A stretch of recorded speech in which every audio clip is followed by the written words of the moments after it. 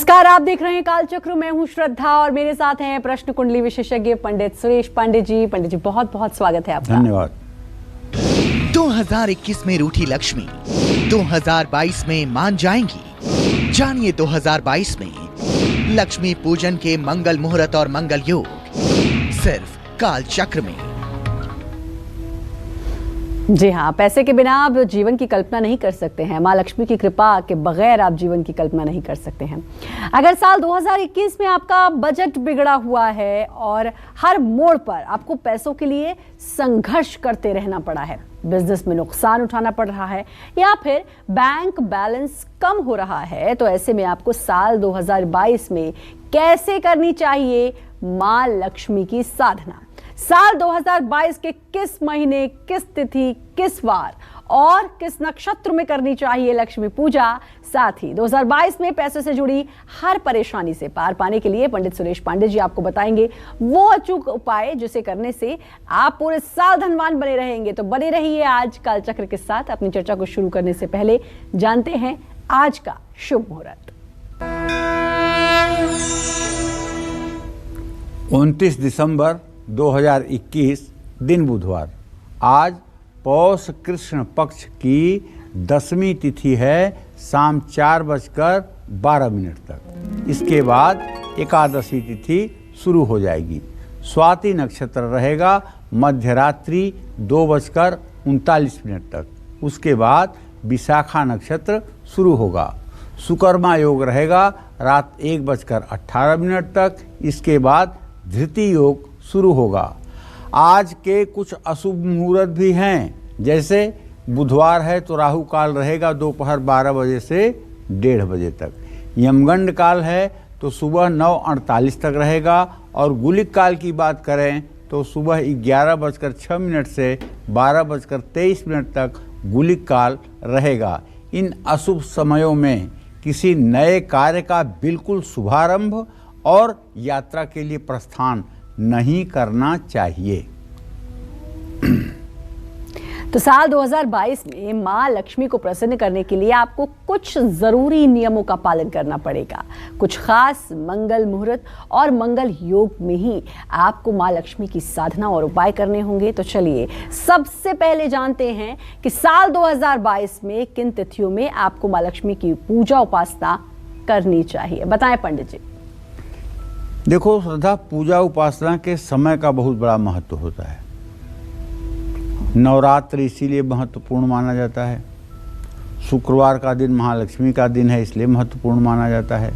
शुभ समय में की गई पूजा आराधना तत्काल मनोकामना को पूरा करती है और अशुभ समय में, निषिद्ध समयों में की गई पूजा आराधना मन को कुंठित करती है और पूजा आराधना का भी पूरा फल नहीं मिलता है।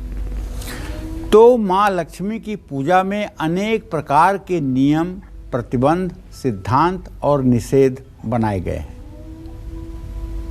लक्ष्मी जी की विशेष कृपा प्राप्त करने के लिए या विशेष उद्देश्य की प्राप्ति के लिए नियमों का पालन करना बहुत जरूरी होता है। माँ लक्ष्मी की साधना से पहले मुहूर्त को विशेष रूप से ध्यान रखना चाहिए।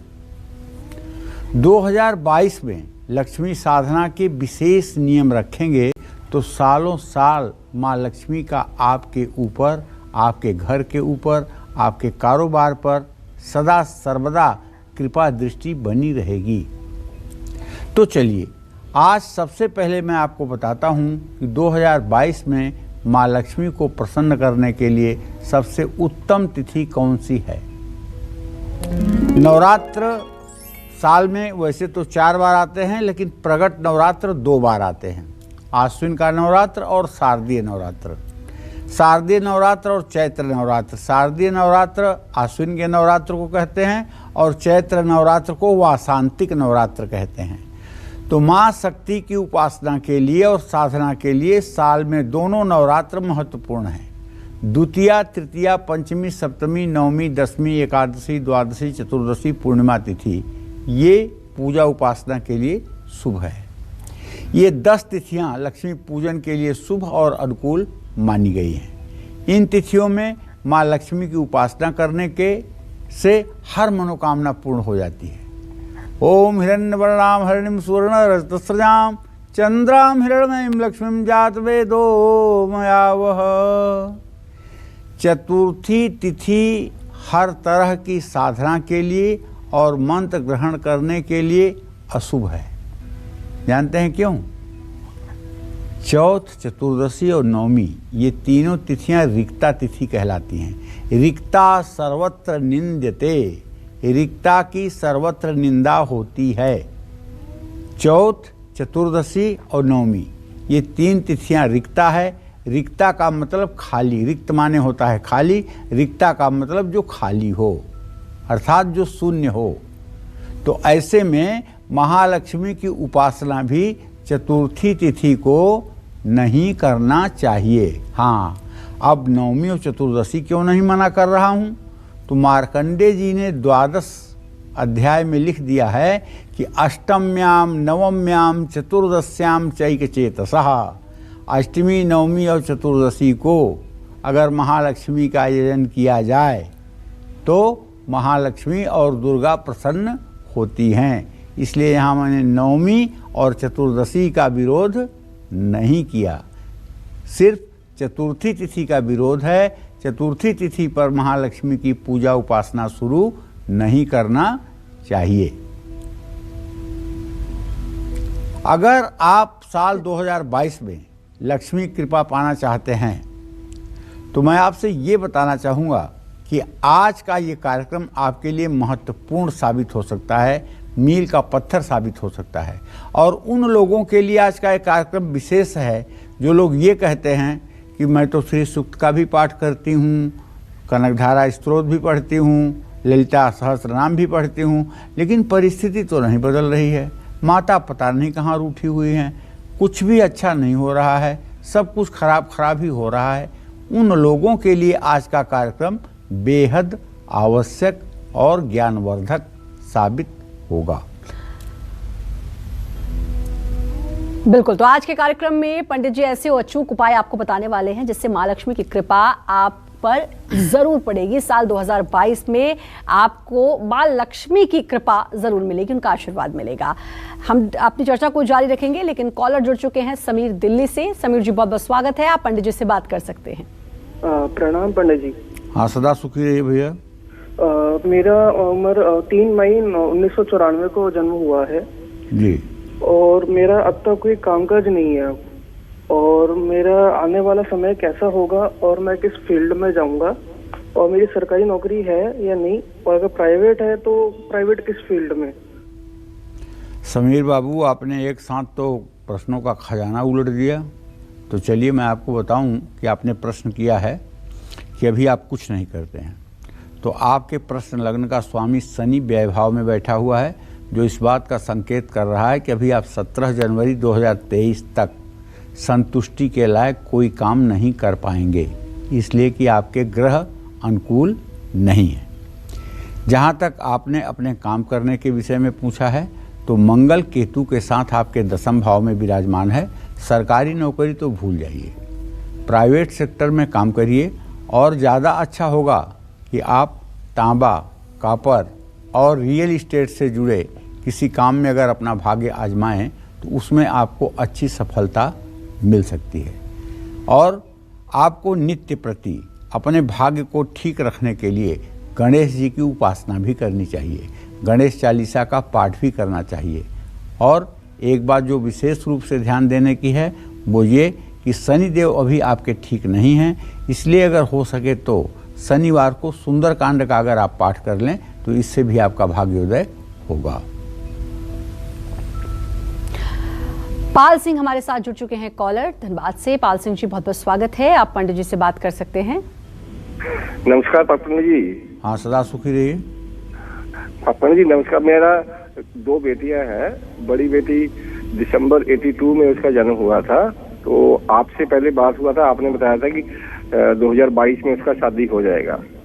तो वो तो ठीक है पंडित जी, हम लोग उसको मान के चल रहे हैं। मैं यही जानना चाह रहा था कि इसका कैरियर में भी बहुत सारी वो आ रही है प्रॉब्लम।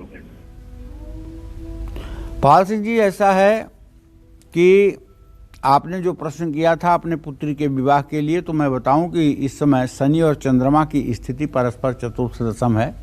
2022 में 12 अप्रैल के बाद इसके विवाह का संयोग तो बन रहा है, लेकिन जहाँ तक इसके करियर का प्रश्न है तो चंद्रमा का दशम भाव में बैठना इस बात का संकेत है कि बहुत जल्दी इसे मन के अनुकूल अपने काम में सफलता मिलेगी, लेकिन फरवरी मार्च तक का समय इसमें भी लग सकता है। फरवरी मार्च के बाद चीज़ें ठीक होंगी, लेकिन इसको ये कहा जाए कि ये नित्य नवग्रह स्तोत्र का पाठ किया करे। जपा कुसुम संकासम काश्यपेयम महादुतिम तमोहरिम सर्वपापघ्नं प्रणतोस्मि दिवाकरः दत्संखम तुषाराभम क्षीरोदारणव संभवम नमामि ससनम सोमम शंभो मुकुटधारणम धरणीगर्भ संभूतम विद्युत्कांत समप्रभम कुमारम शक्तिहस्तं च मंगलम प्रणमाम्यहम प्रियंगु कलिकाभासम रूपेण प्रतिमं बुधम सौम्यम सौम्य गुणोपेतम तम बुधम प्रणमाम्यहम देवानां च ऋषीणां च गुरुं कांचन संनिभम बुद्धिभूतम त्रिलोकेशम तम नमामि बृहस्पतिम। कहने का मतलब ये है कि ये नवग्रह स्तोत्र में 9 मंत्र हैं। नित्य कर्म पूजा प्रकाश की पुस्तक में ये नवग्रह स्तोत्र के 9 मंत्र लिखे हुए हैं। अगर कोई भी जातक जिसकी किस्मत साथ नहीं दे रही है, आपके बेटी के माध्यम से सबके लिए बता रहा हूँ, और आपके दुर्दिन हर समय आपके ऊपर सवार हैं, आप घर से उजड़ने की स्थिति में पहुँच गए हैं, तो आप सुबह शाम अगर इस नवग्रह स्तोत्र को एक धूप जला करके और इसका पाठ करना शुरू करें तो मुझे विश्वास है कि 40 दिनों के बाद आपके ज़िंदगी में राहत दिखना शुरू हो जाएगी। और इस मंत्र का जो लोग 12 महीने अनवरत पाठ करते हैं उनके जीवन में तो कभी कोई परेशानी आती ही नहीं है। और अगर ये मंत्र भी ना कर सकें तो एक मंत्र बताता हूँ, उसको हमारे दर्शकों को चाहिए कि हमारे सभी दर्शक बूढ़े जवान बच्चे सब लोग करें। ओम ब्रह्मा मुरारिस त्रिपुरांतकारी भानु शशि भूमि सुतो बुधस्य गुरुश्च शुक्रः शनि राहु केतवः सर्वे ग्रहा शांतिकरा भवन्तु। ये हमारे सभी दर्शकों को चाहिए कि अपने परिवार के लोगों को जैसे गायत्री मंत्र आपने याद करवाया है वैसे ये मंत्र याद करवा दें। और इस मंत्र को सुबह सो करके उठने पर भी अगर एक बार भी कर लिया जाए तो जिंदगी भर से परेशानी दूर हो सकती है। सोते समय और उठते समय अगर इस मंत्र को एक बार कर लिया जाए, ब्रह्मा विष्णु महेश के साथ सूर्यादिक नवग्रह का ध्यान कर लिया जाए तो जीवन धन्य हो जाएगा, इसमें जरा सा भी संशय नहीं है। जय मां विंध्यवासिनी। अगर आप साल 2022 में लक्ष्मी मां की कृपा पाना चाहते हैं तो आपको किस दिन यानी किस वार में लक्ष्मी साधना करनी चाहिए और किस दिन लक्ष्मी साधना से बचना चाहिए, आइए जानेंगे पंडित जी से। बताएं पंडित जी। देखिए, इस संसार में शायद ही कोई होगा जो लक्ष्मी को न चाहता हो। लक्ष्मी को न चाहता हो संसार में शायद ही कोई होगा। आप लोगों को पता होना चाहिए, एक बड़ी मज़ेदार बात है, आधा मिनट का समय आपका लूँगा। कोल्हापुर महाराष्ट्र में महालक्ष्मी का शक्तिपीठ है। उससे बड़ा महालक्ष्मी का कोई शक्तिपीठ इस धराधाम पर नहीं है। उसको करवीर भी कहते हैं कि वहाँ महालक्ष्मी साक्षात रहती है। तो मेरे मन में भी उत्कंठा आई, मैं भी कई बार वहाँ दर्शन करने गया हूँ। वहाँ पर जहाँ महालक्ष्मी का विग्रह है उसके लगभग 30-40 फीट आगे से बैरिकेटिंग लगी हुई है, वहीं लोग खड़े होकर दर्शन करते हैं और लोग एक माँ की झांकी पाने के लिए व्याकुल रहते हैं, तड़पते रहते हैं। नारियल चुनरी प्रसाद सब कुछ वहाँ चढ़ाते हैं, दक्षिणा देते हैं, दर्शन करते हैं। लेकिन वहीं से ठीक पश्चिम तरफ 15 फीट की दूरी पर महासरस्वती की एक विशाल प्रतिमा है, जहाँ एक पुजारी या पुजारिन बैठे होते हैं देवी की पूजा उपासना के लिए। लेकिन जब लोग महालक्ष्मी के दर्शन करके मुड़ते हैं और उस मूर्ति के सामने से गुजरते हैं तो कोई लोग तो सर झुका देते हैं और कोई लोग तो वहाँ सर झुकाना भी उचित नहीं समझते।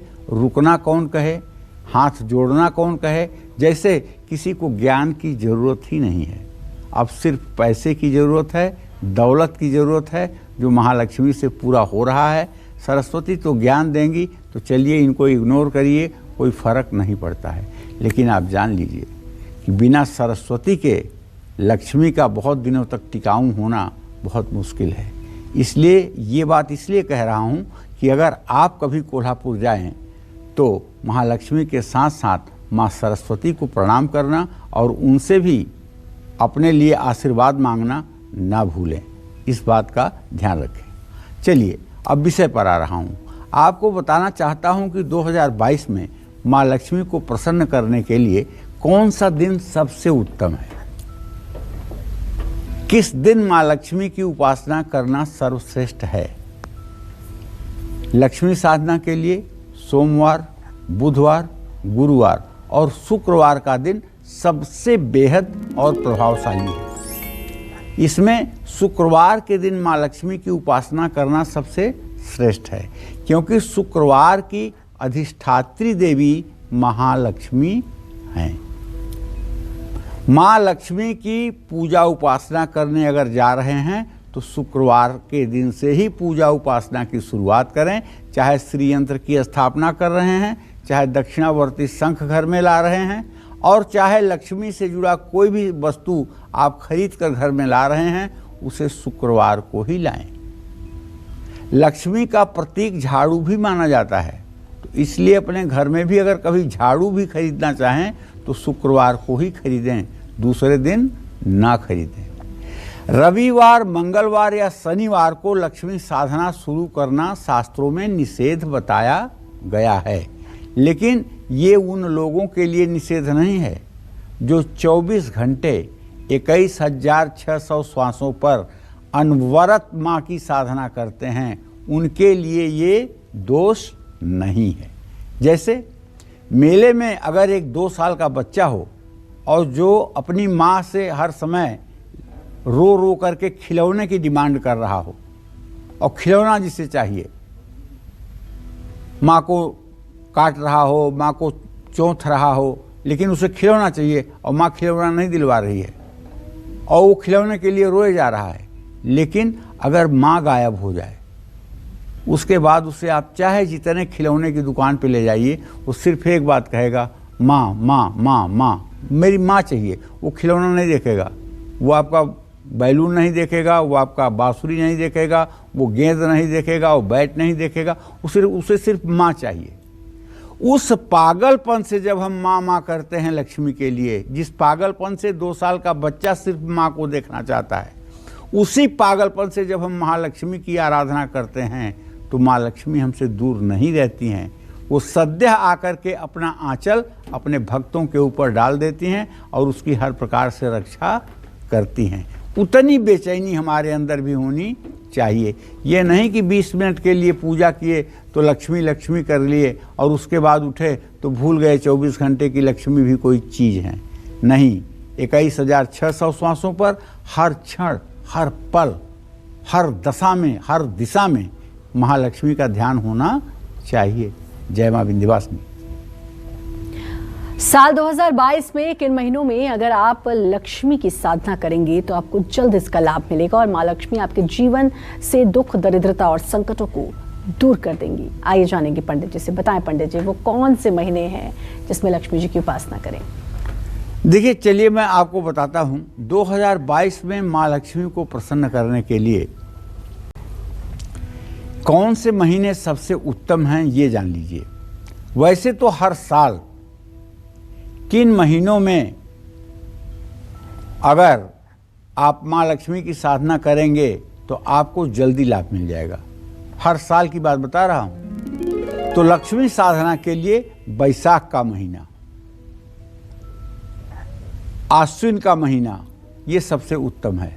बैसाख अप्रैल में आता है, 14 अप्रैल से 14 मई मान के चलिए, और आश्विन का महीना अक्टूबर में आता है। आप ये मान के चलिए जब नवरात्रे होते हैं। तो ये उपासना के लिए महीने सबसे अनुकूल हैं। अब कौन सा महीना अनुकूल नहीं है? किसी भी महीने में तिथि, नक्षत्र, दिन अगर अच्छा है, महासंयोग बन रहे हैं, तो उस दिन आप लक्ष्मी साधना कर सकते हैं। लक्ष्मी मंत्र ग्रहण करने के लिए कार्तिक और मार्गशीर्ष का महीना सबसे उत्तम माना जाता है। मार्गशीर्ष महीने के लिए भगवान कृष्ण कहते हैं, मासा नाम मार्गशीर्षोहम ऋतु नाम कुसुमाकर। महीनों में मैं मार्गशीर्ष अर्थात अगहन हूँ। तो इसलिए मार्गशीर्ष के महीने में महालक्ष्मी के मंत्रों की दीक्षा लेना सर्वोत्तम माना जाता है। पुरुषोत्तम मास जानते हैं किसको कहते हैं? पुरुषोत्तम मास कहते हैं अधिक मास को।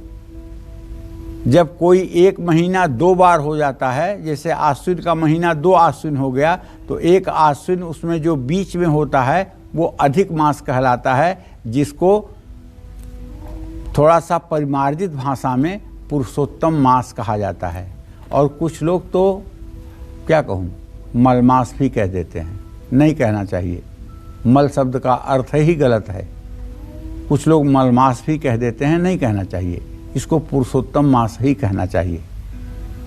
जैसे विकलांग को दिव्यांग कहना अच्छा है, उसी तरह से मलमास को पुरुषोत्तम कहना अच्छा है। साधना भी ना करें और ना ही कोई मंत्र ग्रहण करें अगर पुरुषोत्तम का महीना हो तो। सिर्फ क्या करें पुरुषोत्तम के महीने में?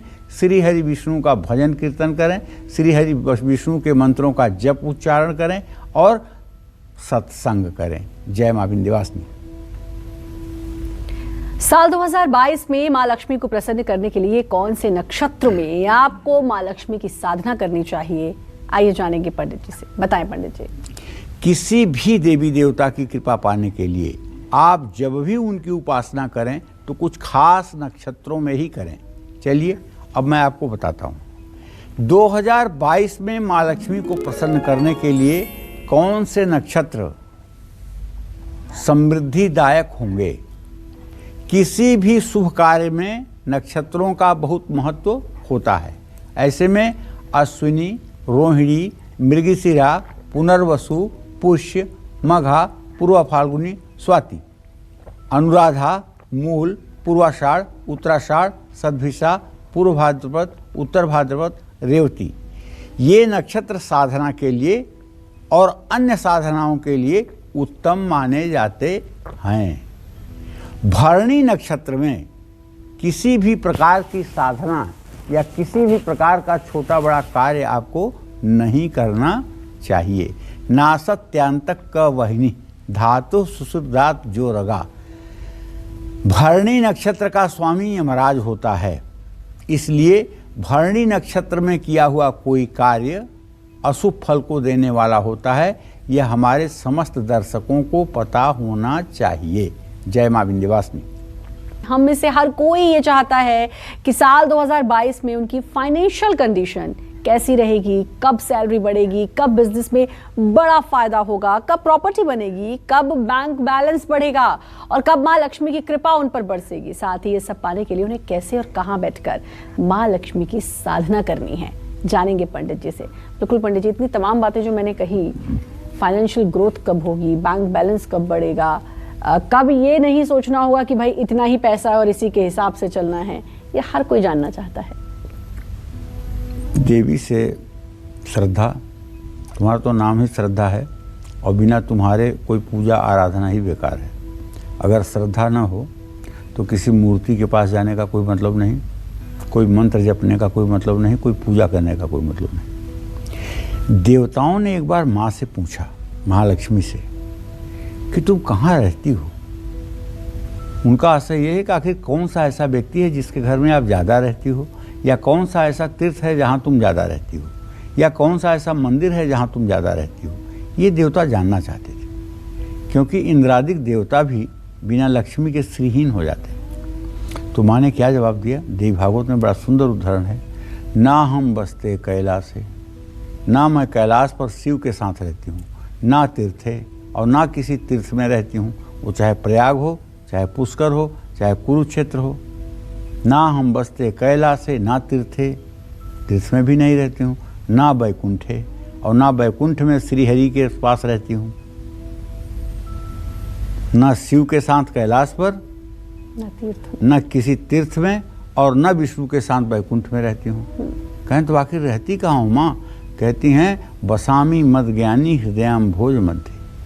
मैं अपने ज्ञानी भक्तों के हृदय कमल में निवास करती हूँ। जो मेरे ज्ञानी भक्त हैं, जो मेरे मर्म को जानते हैं, जो मुझ महालक्ष्मी को ही सर्वत्र व्याप्त समझ करके मेरा ही स्मरण करते हैं, मैं हर समय उनके हृदय में ही विराजमान होती हूँ और उनका दर्शन ही मेरा दर्शन है। तो कहने का आशय ये है कि महालक्ष्मी की साधना और उपासना अगर आप नहीं कर पा रहे हैं तो महालक्ष्मी की साधना और उपासना करने के लिए आप अगर इस संसार की समस्त स्त्रियों का सम्मान करें तो भी महालक्ष्मी की साधना हो जाती है। क्योंकि मार्कंडेय पुराण में और ख़ास करके रात्रि सूक्त में, दुर्गा सप्तशती में स्त्रियां समस्ता सकला जगत्सु ये शब्द आता है। संसार की समस्त स्त्रियों में माँ तू ही तू विराजमान है, ऐसी भावना हमारी भी होनी चाहिए। तो महालक्ष्मी की उपासना करने के लिए जितनी श्रद्धा का महत्व है उतना ही आप कहाँ बैठकर साधना कर रहे हैं इसका बहुत महत्व है। ऐसे में माँ लक्ष्मी की साधना करने का सबसे उत्तम स्थान क्या होगा ये भी मैं आपको बताना चाहूँगा, लेकिन उसका जो भूमिका है वो मैंने आपको पहले बता दिया। लक्ष्मी साधना के लिए स्थान का विशेष महत्व होता है। जैसे गौशाला, अपने गुरु का घर, कोई देवालय, कोई बगीचा, कोई जंगल, किसी नदी का किनारा, बेल के पेड़ की छाया, आंवले के पेड़ की छाया, तुलसी के पौधे के पास, पर्वत के ऊपर, गुफा के अंदर, गंगा के किनारे लक्ष्मी साधना या कोई और मंत्र साधना करना उत्तम माना जाता है। ऐसे स्थान ना मिल पाएं तो घर के सबसे पवित्र स्थान या ईशान कोण में बैठ करके ही लक्ष्मी की साधना आप कर सकते हैं। लक्ष्मी की साधना के लिए ईशान कोण सबसे प्रशस्त दिशा है। ईशान कोण अर्थात आपके निवास का जो नॉर्थ ईस्ट है वो ईशान कोण है। वहाँ बैठ करके अगर आप भगवती की आराधना करेंगे तो निसंदेह भगवती की कृपा आपके ऊपर बरसेगी। स्थान का तो विशेष महत्व है ही है। ऐसे स्थान पर आप न बैठें जहाँ बैठने से आपके मन का उच्चाटन हो जाए और पूजा में आपका मन न लगे। हाँ, एक बात देखिए, बहुत से हमारे दर्शक कहते हैं कि पंडित जी 1 साल से नौकरी नहीं है, 2 साल से नौकरी नहीं है, बहुत कोशिश कर रहे हैं लेकिन परिस्थिति सुधर नहीं रही है, कर्ज बढ़ता जा रहा है। आज मैंने एक ऐसा मंत्र अध्ययन किया है जिस मंत्र को मैं बताऊंगा। वो मंत्र है 1 अक्षर का, लेकिन गारंटी इस बात का दूंगा कि 8 महीने अगर इस मंत्र को सुबह शाम 1 घंटे आप कर लेंगे तो 8 महीने जिस दिन व्यतीत होंगे उसके 1 दिन बाद से दुनिया की सारी सुख संपदा आपके पास होगी। बस 8 महीने की तपस्या है, 1 घंटे सुबह 1 घंटे शाम। और ये मंत्र शायद आपने कई बार सुना हो लेकिन आपने ध्यान नहीं दिया होगा। और ये मंत्र आज मैं आपको बताऊंगा पूरे हिंदुस्तान से गरीबी और दरिद्रता का विनाश करने के लिए। और मैं चाहूँगा कि मेरे हर दर्शक इस मंत्र को 1 घंटे सुबह शाम करें। अगर आसन पर बैठकर नहीं कर सकते हैं तो चलते फिरते, पढ़ते लिखते, भोजन बनाते, गाड़ी चलाते, जब भी आपके पास समय हो इस मंत्र को आप करें और अपने मन में महालक्ष्मी का ध्यान करें। ये मंत्र मैं अभी बताऊंगा, ज़्यादा इंतज़ार नहीं कराऊंगा, लेकिन उसके पहले कुछ जो ज़रूरी जानकारी है जो श्रद्धा जी पूछ रही हैं उसे बताऊंगा। बिल्कुल, तो थोड़ा सा इंतजार, लेकिन वो चमत्कारी मंत्र आपको जरूर पता चलेगा। 2021 तो बीत गया, लेकिन अगर दरिद्रता ने आपको घेरे रखा था, आपकी बचत नहीं हो पा रही थी, तो 2022 में माँ लक्ष्मी जी की पूजा में आप किन बातों का ध्यान रखें जिससे आपकी आर्थिक स्थिति हमेशा मजबूत रहे? जानेंगे पंडित जी से। बताएं पंडित जी। देखिए, माँ लक्ष्मी की साधना हर समय गुलाबी या लाल रंग के कपड़े पहनकर करना चाहिए। देखिए, लाल रंग के कपड़े पर बहुत ज़्यादा मैं जोर इसलिए नहीं दे पा रहा हूँ कि मार्कंडेय पुराण में सदाचार विषय में आता है कि साधना करने वाले साधक को लाल रंग का वस्त्र नहीं धारण करना चाहिए। एक निषेध है 18 महापुराणों में, एक महापुराण में, इसलिए मैं उस पर जोर नहीं दे रहा हूँ क्योंकि मार्कंडेय जी की बात भी हल्की नहीं है। लेकिन गुलाबी रंग के वस्त्र को सारे शास्त्रों ने प्रशस्त किया है कि ये सर्वोत्तम लक्ष्मी की साधना के लिए रंग है। गोधूली बेला या मध्य रात्रि ये महालक्ष्मी की साधना के लिए उत्तम समय है। माँ लक्ष्मी की ऐसी प्रतिमा की उपासना करें जिसमें वो गुलाबी कमल के फूल पर आसीन हो। माँ लक्ष्मी की अंगूठे जितनी ऊंचाई की मूर्ति ही घर में आप स्थापित कर सकते हैं। ऐसी लक्ष्मी की प्रतिमा जिसमें वो उल्लू पर सवार हों, उनको कभी घर में स्थापित नहीं करना चाहिए। धन तो आता है लेकिन घर के लोग मूर्ख हो जाते हैं और धन का सही सदुपयोग नहीं कर पाते हैं। घर से बाहर का कोई व्यक्ति उस घर का दुरुपयोग करता है। ऐसी मूर्तियों की पूजा करने से घर के लोगों की बुद्धि कमजोर हो जाती है। मूर्तियों को दीवार से सटाकर नहीं रखना चाहिए, ये दीवार से करीब 1 इंच दूर होनी चाहिए। एक साथ जुड़ी लक्ष्मी और गणेश की प्रतिमा को भी घर में स्थापित नहीं करना चाहिए। कुछ कारीगर लक्ष्मी और गणेश की प्रतिमा को एक में ही बना देते हैं, ये गलत है। इस तरह की प्रतिमा नहीं लानी चाहिए, चाहे वो चांदी के ही लक्ष्मी गणेश क्यों ना हो। इस तरह की अगर प्रतिमा है तो उसे घर में स्थापित नहीं करना चाहिए, क्योंकि ये गणेश माँ लक्ष्मी के औरस पुत्र हैं, मानस पुत्र हैं। तो माँ और बेटे में थोड़ा अंतर तो होना ही चाहिए। ये दोनों प्रतिमाएं अलग होनी चाहिए। माँ लक्ष्मी के मंत्रों का जप करने के लिए स्फटिक और कमलगट्टे की माला सर्वश्रेष्ठ है, लेकिन रुद्राक्ष की माला पर सब प्रकार का जप किया जा सकता है। लक्ष्मी प्रतिमा पर चंदन या कुमकुम का तिलक लगाएं। लक्ष्मी पूजन में कमल के फूल का उपयोग करें। कमल का फूल सुंदरता, समृद्धि और शुभता का प्रतीक है। देवी लक्ष्मी को कुछ भी अर्पित करते समय उसमें तुलसी की मंजरी ना डालें। देवी लक्ष्मी को लाल रंग की बाती वाला दीपक अर्पित करें और इसे उनकी दाईं ओर रखें। तो ध्यान रखिए, ये छोटी छोटी ऐसी बातें हैं जो महालक्ष्मी को आप पर मेहरबान करवा सकती हैं। लेकिन मैं भूला नहीं हूँ, वो मंत्र आपको अभी बताऊंगा कि वो कौन सा मंत्र है जो ठीक 8 महीने में 240 दिन में आपके ज़िंदगी में एक मसाल जला देगा और आपके ज़िंदगी का अंधेरा ज़िंदगी भर के लिए दूर हो जाएगा। ध्यान से इस मंत्र को नोट करिएगा। तो थोड़ा सा इंतजार और, लेकिन साल 2022 में आपको किस लग्न में माँ लक्ष्मी की उपासना करनी है और किस लग्न में पूजा पाठ करने से बचना है, ये जानेंगे पंडित जी से। बताइए पंडित जी। देखिए, अगर अब तक आपको नहीं पता था कि खास लग्न में उपासना करने से आपकी पूजा सफल होती है और पूजा का फल जल्द मिलता है, तो चलिए अब बताता हूँ। कुछ बातें ऐसी होती हैं जो हर समय आपके साथ घटित होती हैं, लेकिन आप उस पर ध्यान नहीं देते। दिवाली पर आप दौड़कर पंडित के पास जाते हैं, पूछते हैं, हे पंडित जी पूजा का मुहूर्त कब है? पूछते हैं ना, पूजा का मुहूर्त लक्ष्मी का कब है? तो पंडित जी बताते हैं कि सूर्यास्त के समय 5 बजे से 7 बजे के बीच में। अच्छा, बढ़िया वाला मुहूर्त कब है जो मध्य रात्रि में होता है? हाँ, रात 1 बजे से 3 बजे तक। ये क्या है? ये स्थिर लग्न है। शाम को वृषभ लग्न रहती है जिस समय 5 से 7 में, और मध्य रात्रि में सिंह लग्न रहती है। ये दोनों स्थिर लग्न है। ये 12 लग्न 3 प्रकार के संज्ञा में बटी हुई है, चर, स्थिर, द्विस्वभाव। तो जो स्थिर लग्न है वो है वृषभ लग्न, सिंह लग्न और कुंभ लग्न। इन्हीं स्थिर लग्नों में महालक्ष्मी की उपासना करने का विधान शास्त्रों में बताया गया है।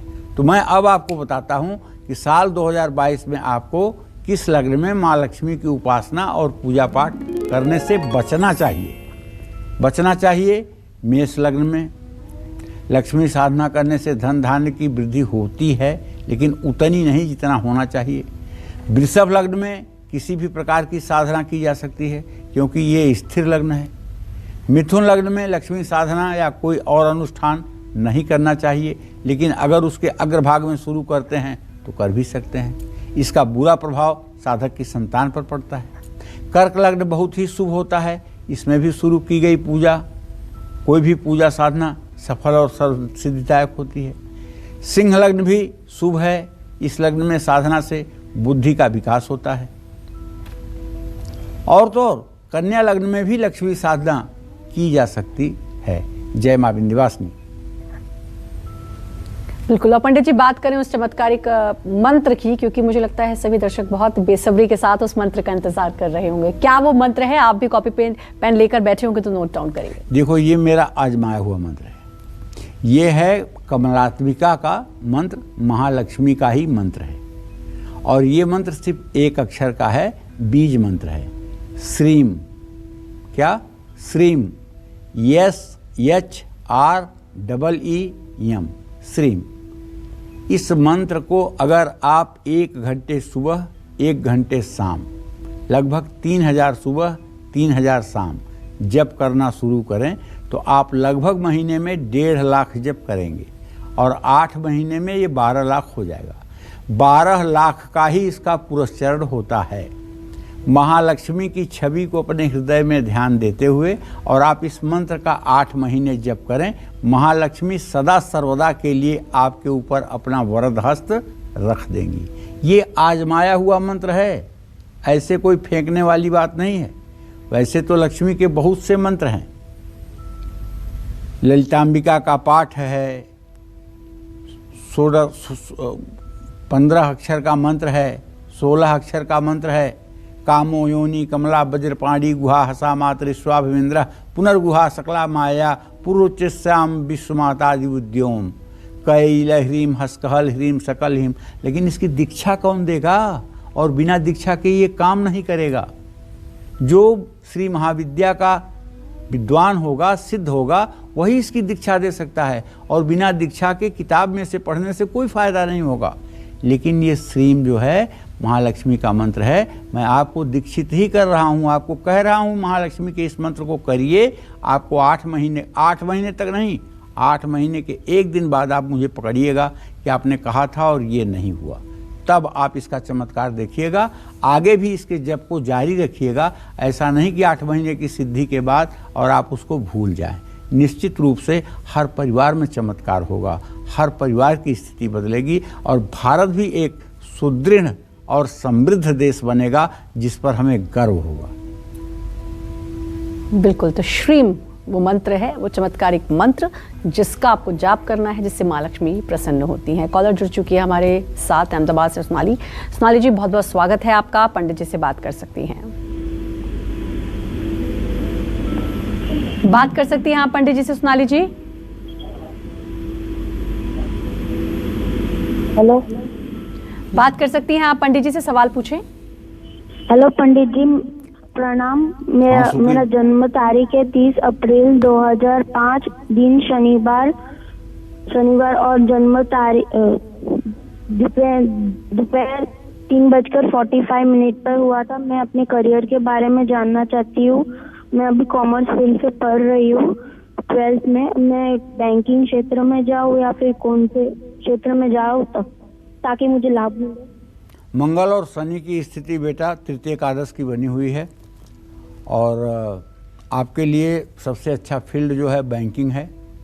आप कॉमर्स की पढ़ाई कर रही हैं, थोड़ा सा गणित विषय पर और अपना ध्यान आकर्षित करिए और मेहनत पढ़ाई में ज़रूरत है करने की। और कॉमर्स की अच्छे से पढ़ाई करके और ग्रेजुएशन के बाद आप बैंकिंग क्षेत्र के लिए अगर तैयारी करेंगी उसमें आपको सफलता मिलेगी। अभी आप 16 साल की हो रही हैं, 24वें साल तक आपको नौकरी मिल जाएगी। जय मां विंध्यवासिनी। और चलिए अब आगे बढ़ेंगे, चर्चा को आगे बढ़ाएंगे। कन्या लग्न तक की तो बात हो गई है पंडित जी। तुला से मीन लग्न की अगर हम बात करें तो लक्ष्मी साधना हमें किन लग्नों में करनी चाहिए और किस में नहीं करनी चाहिए? देखिए, तुला लग्न सर्वश्रेष्ठ लग्न है। इसमें की गई लक्ष्मी की साधना और पूजन सभी प्रकार की सिद्धियों को प्रदान करने वाला होता है। वृश्चिक लग्न में शुरू की गई पूजा साधना सर्वश्रेष्ठ मानी जाती है। ये स्वर्ण के समान लाभ देने वाली होती है। और धनु लग्न में भी किसी भी देवी देवता का साधना आप कर सकते हैं। धनु लग्न अशुभ तो होता है, लेकिन इस लग्न में साधना से मान और यश थोड़ा सा प्रभावित होता है, लेकिन अगर साधना धनु लग्न की शुरुआत में की जाए तो ये नुकसान नहीं होता है। मकर लग्न में साधना करना शुभ और पुण्य फलदायी है। कुंभ लग्न में लक्ष्मी का साधना करने से धन और समृद्धि प्राप्त होती है। मीन लग्न में साधना करने से अशुभ प्रभाव मिलता है। मीन लग्न दुखदायक और असफलतादायक है। इस लग्न में किसी भी तरह का अनुष्ठान मंत्र साधना नहीं करना चाहिए। जय मां विंध्यवासिनी। और चांदनी हमारे साथ जुड़ चुकी हैं जोधपुर से। चांदनी जी, बहुत बहुत स्वागत है। पंडित जी से बात कर सकती हैं आप। राधे राधे पंडित जी। श्री राधे। पंडित जी, मैं मेरे पढ़ाई के बारे में पूछना चाहती हूँ। मेरी डेट ऑफ बर्थ है 1 मई 2003 और मैं 9th क्लास में पढ़ती हूँ। तो क्या मेरा पढ़ाई में मन नहीं लगता, तो मैं क्या करूँ? आगे जाकर नौकरी कर पाऊंगी या नहीं? और मेरे भाई के बारे में पूछना चाहती हूँ। वो 13 साल का है, वो बहुत जिद करता है। देखो, पहली बात तो तुम्हें बताऊं, पढ़ाई जो है ना साधना है लक्ष्मी की, और किसी का मन नहीं लगता है पढ़ाई में। पढ़ाई में मन को लगाना पड़ता है। इसलिए आपको मैं एक राय बता रहा हूँ, आप लाल कलम से एक रजिस्टर बना लो और उसमें पढ़ाई शुरू करने के पहले 100 बार राम राम लिखा करो। 100 बार अगर राम राम लिखोगी तो उसके बाद पढ़ाई में अपने आप मन लगने लगेगा। लेकिन नियम बना लो, पढ़ाई शुरू करने के पहले 100 बार राम राम लिखो और भगवान राम की चित्र और या राम की छवि अपने दिमाग में रखो। नौकरी भी मिलेगी और सफलता के साथ जीवन भी जियोगी। जहाँ तक भाई का प्रश्न है तो उसके विषय में तो बेटा यही कहना चाहूँगा कि वो चंचल है, थोड़ा सा उसके अंदर चंचलता ज़्यादा है। काला धागा उसके दाहिने पैर में पंजे के ऊपर आप शनिवार के दिन बांध दीजिए कुछ दिनों के लिए। उसकी चंचलता भी कम हो जाएगी, उसे नज़र भी नहीं लगेगी और शरारत भी कम करेगा। चलिए अब बात कर लेते हैं मेष से लेकर कन्या राशि वालों की। साल 2022 में धनवान बनने के लिए आपको मां लक्ष्मी के किस स्वरूप की पूजा उपासना करनी चाहिए? आइए जानेंगे पंडित जी से। बताएं पंडित जी। देखिए, राशि अनुसार मां महालक्ष्मी के किस स्वरूप की पूजा करनी चाहिए, इसका भी अपना एक मतलब है। हर चीज हर व्यक्ति के लिए अच्छी नहीं होती। उसी तरह से मेष राशि के जातकों को मां लक्ष्मी के वसुधा स्वरूप का यजन करना चाहिए। वसुधा माने धरती। वीर भोग्या वसुंधरा, जो वीर होता है उसको ही ये वसुधा रूपी लक्ष्मी जो है प्राप्त होती हैं। और वृषभ राशि के जो जातक हैं उन्हें तो सिद्ध लक्ष्मी का पूजन करना चाहिए। और मिथुन राशि के जो जातक हैं उन्हें सौभाग्य लक्ष्मी की साधना करनी चाहिए। और यदि कर्क राशि में आपका जन्म हुआ है तो आपको साक्षात मां महालक्ष्मी की उपासना करनी चाहिए। अंगम हरे पुलक भूषण माश्रयंतीम भृंगांगनेव मुकुलाभरणम तमालम अंगीकृताखिल विभूतिर्पांगलीला मांगल्यदास्तु मम मंगल देवताया मुग्धा मुहुर्विदधति बदने मुरारे पेमत्र प्रणिहितानि गतागतानि मालादृशुर्मधुकरीव महोत्पलेया सा मे श्रियं दिशतु सागर संभवाया। विश्वामरेन्द्र पदविभ्रमदान दक्ष मानंद हेतुरधिकं मुरविदिशोऽपि ईशन्निषीदतु मयि क्षणमे क्षणार्धं मिंदीवरोदर सहोदर मिंदिराया। तो भाई सिंह राशि के जातकों को महालक्ष्मी की पूजा करनी चाहिए और कीर्ति स्वरूपा देवी का आवाहन करना चाहिए। और कन्या राशि के जातकों को सौभाग्य लक्ष्मी की साधना करनी चाहिए। ये साधनाएं अगर राशि के अनुसार की जाएं और कनक धारा स्त्रोत और श्री सुक्तम के पाठ भाव विभोर होकर किए जाएं और श्रीम इस बीज मंत्र का 1 घंटे सुबह 1 घंटे शाम अनुष्ठान किया जाए। हाँ, इन 8 महीनों में आपको श्राद्ध का अन्न नहीं खाना चाहिए। अगर ये 8 महीने का संकल्प आप ले करके कर रहे हैं तो आपको श्राद्ध का अन्न नहीं खाना चाहिए। इस बात को ध्यान रखिएगा और कोशिश हो कि आप अपने घर में ही भोजन करें। अपने घर के बाहर के बने हुए भोजन से परहेज करें, क्योंकि जितना अधिक सात्विक आपका शरीर होगा उतना ही ज़्यादा महालक्ष्मी का वास आपके हृदय में होगा और आपके मंत्र की सफलता मिलेगी। ऐसा नहीं है कि मेघनाथ निकुंभिला में जाकर के राम लक्ष्मण को हराने के लिए यज्ञ कर रहा था, उसका यज्ञ विध्वंस हो गया। तो ऐसा नहीं है कि सिर्फ मंत्र जप करके और अशुभ आचरण करके आप सफलता प्राप्त कर सकते हैं। नहीं, इसके लिए सात्विकता और शुद्धता भी जरूरी है। सात्विकता और शुद्धता के साथ जब ये मंत्र जप आप 8 महीने करेंगे तब इसका फल वो मिलेगा जो मैंने आपसे कहा है। जय मां विंध्यवासिनी। और कॉलर हमारे साथ जुड़ चुके हैं अमित जयपुर से। अमित जी बहुत बहुत स्वागत है, आप पंडित जी से बात कर सकते हैं। हाँ पंडित जी, चरण स्पर्श। सदा सुखी रहिए अमित। हाँ पंडित जी, मैं तो ये पूछना था, एक तो मेरी माता जी का स्वास्थ्य खराब रहता है, कुछ न कुछ चलता रहता है उनको, मतलब हाथ पैरों में दर्द और प्रॉब्लम चलती रहती है कुछ न कुछ, और बीपी भी है उनको, ब्लड प्रेशर की। तो और दूसरा मेरी पत्नी है, उसकी दोनों आंखों में मतलब -4 नंबर का चश्मा चढ़ा हुआ है और उसको आए दिन एलर्जी हो जाती है, मतलब नजला टाइप में या फिर जुकाम बनी रहती है। तो इसके संबंध में मेरे को उपाय बताइए गुरुजी। देखो अमित, ऐसा है बेटा, माता जी के बारे में तो बता सकता हूँ कि माता जी को जो रोग है नर्व सिस्टम का रोग है। इनके नसों में खून सही ढंग से संचार नहीं कर पा रहा है। इसके लिए माता जी के शरीर को और ऑक्सीजन मिलने की ज़रूरत है। इसके लिए माता जी को चाहिए कि लंबी लंबी सांस खींचें स्नान करने के बाद और धीरे धीरे छोड़ें। ये क्रम कम से कम 10 बार सुबह 10 बार शाम करना शुरू करें तो 1-2 महीने के अंदर आपको अंतर दिखाई देगा। और हाँ, सूर्य की रोशनी में सुबह बैठना और सूर्य को अर्घ देना भी माता जी के लिए लाभकारी होगा।